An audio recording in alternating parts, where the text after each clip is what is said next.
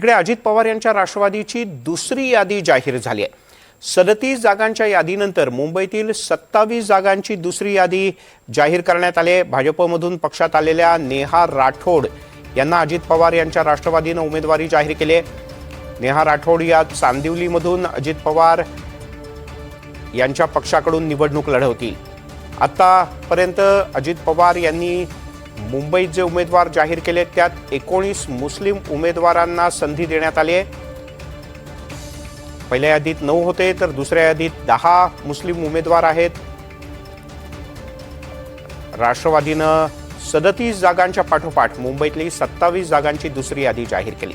इकडे मुंबईतली यादी उद्याला जाहीर होईल असं सुनील तटकरे यांनी म्हटलंय। अंतिम यादी निवडणुकीच्या निमित्ताने आज राष्ट्रवादी काँग्रेस पक्षाच्या प्रमुख नेत्यांची बैठक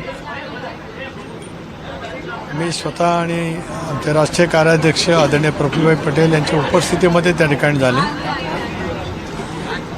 आज वेगवेगळ्या राजकीय पक्षांतील प्रमुख सहकाऱ्यांचा राष्ट्रवादी काँग्रेस पक्षामध्ये सुद्धा प्रवेश त्या ठिकाणी झालेला आहे आणि आता काही थोड्या वेळातच आम्ही दुसरी यादी जवळपास 27 उमेदवारांची घोषित करणार आहोत। रात्रभर सुद्धा काही सहकाऱ्यांच्या पक्षप्रवेशाच्या वतीमध्ये चर्चा वेगवेगळ्या ठिकाणी सुरू आहेत। त्याच्यामुळे उद्या 11 साडे 11 वाजता तिसरी यादी राष्ट्रवादी काँग्रेस पक्षाकडून त्या ठिकाणी प्रसिद्ध केली जाणार आहे।